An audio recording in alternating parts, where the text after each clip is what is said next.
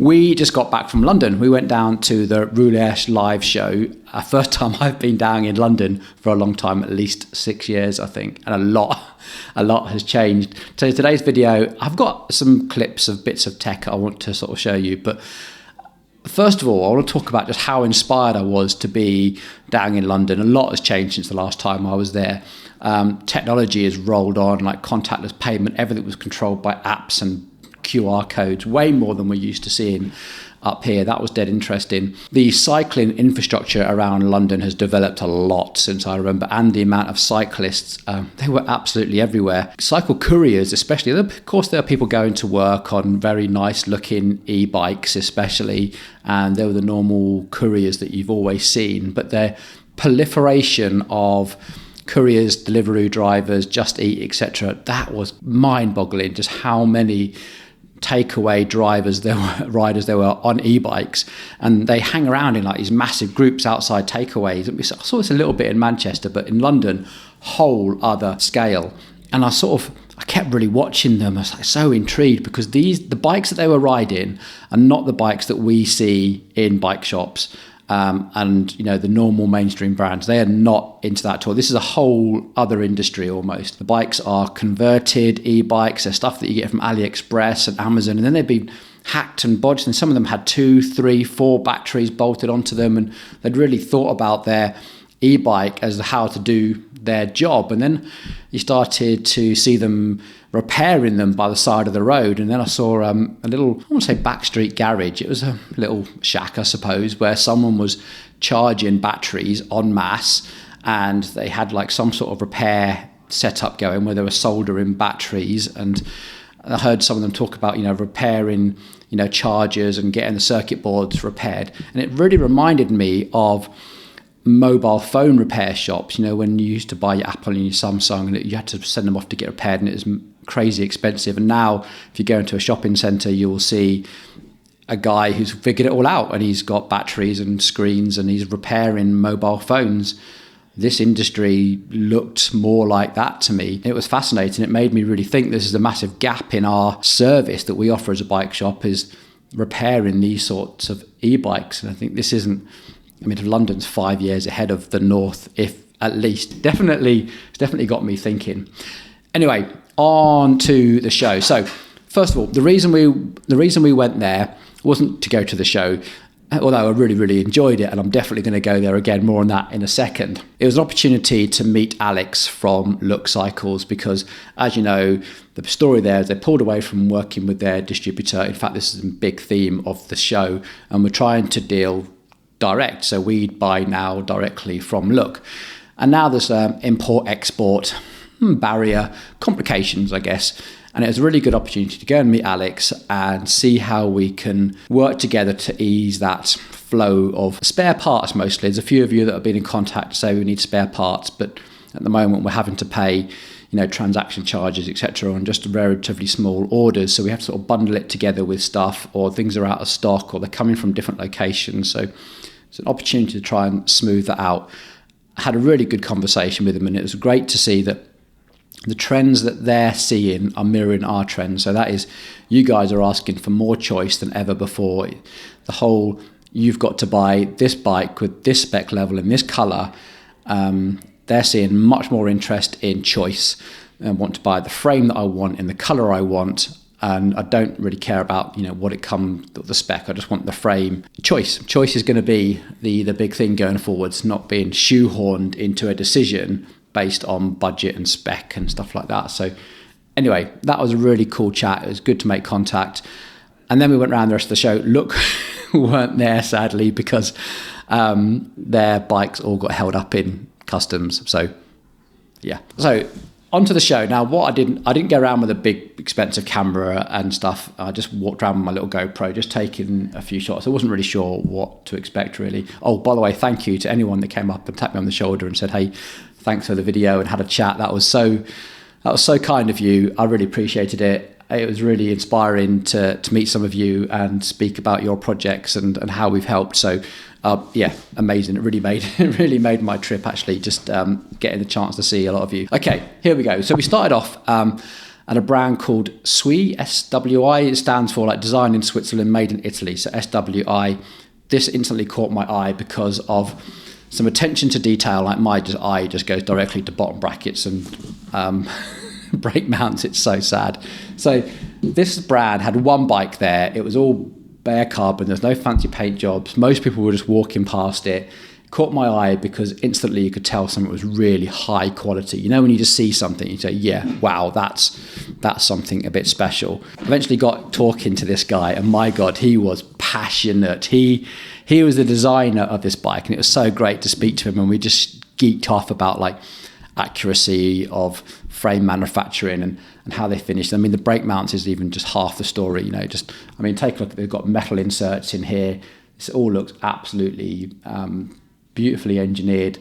The handlebars were one of the nicest, cleanest designs I've seen. It's all one piece, unlike the Look one, which is a bit of a shame, but all titanium hardware.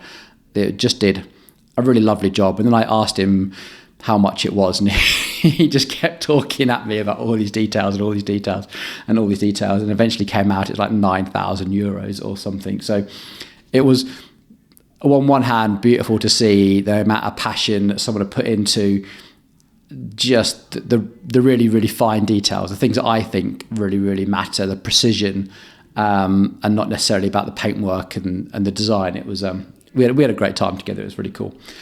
After that, I went to the Argon 18 stand, another brand which is pulled away from its distributor and is now talking dealer direct. And we sort of struck up a conversation. They are still very much, we're a bike brand. You buy fully built bikes from us.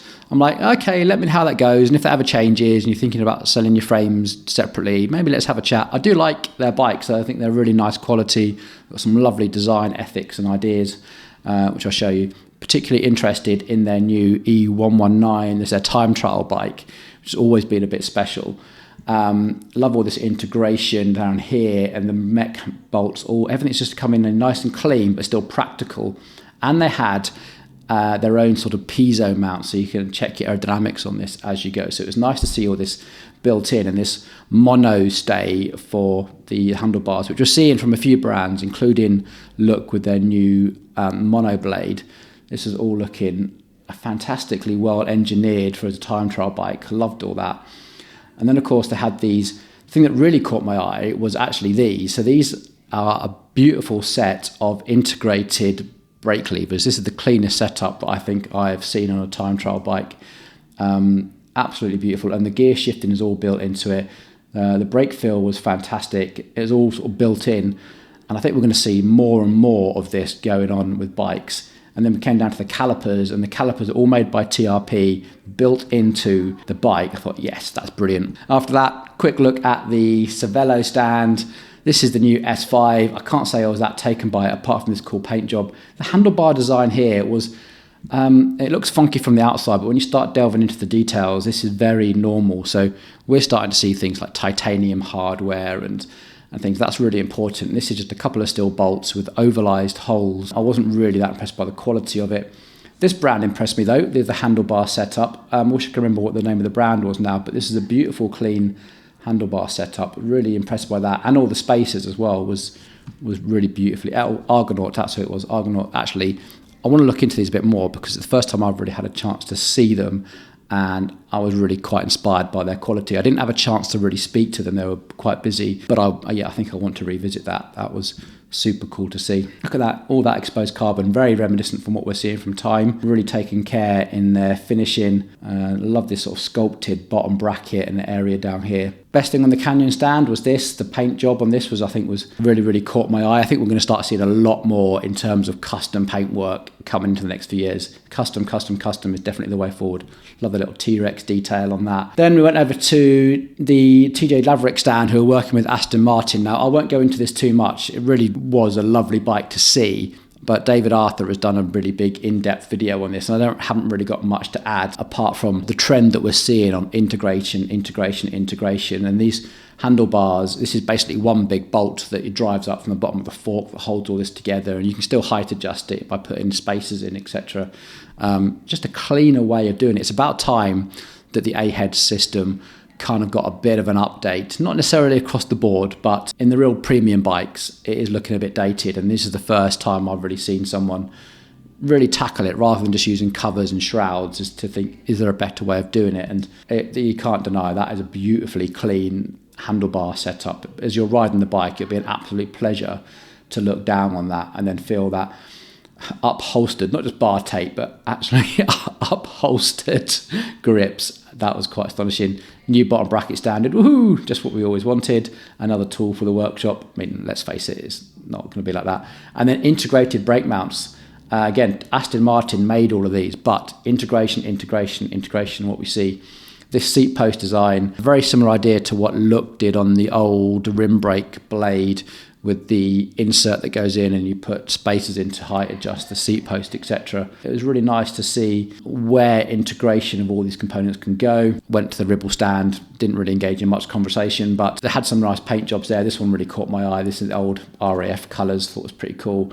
And this sort of crystal colour, which we're seeing a lot of, I think this is going to be a real trend going forward, especially the trend of painting your bar and stem to match your fork. I think that's going to be something that we see a lot of. Best thing about the new Trek Madone, the new Trek Madone there, wasn't that impressed by it at all, but the bottle cages on it were brilliant. I mean, that is a properly firm hold of those bottle holders, loved it. A quick look over at the Cinelli stand. They had this sort of bump stop, bit like the Cannondale head shocks, but a bit smaller. Anyway, we went to 3T. Now, 3T are the other RTM frame company. So Time, obviously, we know about on this channel, resin transfer molded carbon. 3T also do resin transfer molded. Don't do it quite the same. So Time used Dyneema, Kevlar, etc., and it's a slightly different process. 3T do resin transfer molding, but just with different moduli of carbon. And they have some more sort of futuristic modern shapes, which is nice to see, but the finishing was still very, very nice, very similar to what we've seen, and put some real care and attention into how these are all finished. We had an interesting chat with them. I wouldn't say it really went anywhere. They don't really have much of a presence in the UK. I don't know how much that's going to change, but it was nice to sort of make contact and sort of exchange telephone numbers, and we'll see. I'd like to try and ride one, definitely. I'm kind of intrigued by it. This is the frame as it comes out of the mould. As you can see, very, very unfinished. So you can see the level of detail they have to go into to get the finish in. Very similar to how Time construct it. The bottom bracket isn't quite as clean, but still using 386 Evo, which is nice to see. I'd like to explore the whole 3T thing a bit more. I'd like to know more about them, to be honest. I haven't really seen any in the UK for a long time to really comment. Over at the BMC stand, they had the new Team machine. Really just following the trend, this update with the sort of slightly more sculpted part of the down tube there, the really flared forks, that was quite interesting to see, and the really sort of sculpted head tube as well, and loads more integration around all the various bits that can cause aerodynamic drag, just tidying up the whole design really. Still using BB86, which is a BB89, a bit of a shame. DT Swiss were there, and they had this really cool thing where you could time yourself as to how quickly you could assemble a DT Swiss to a hub. And when I saw Ollie from GCN show was 17:42, that was it, red flag to a bull. So I gave it a go. And the first attempt, I think I just sent things flying.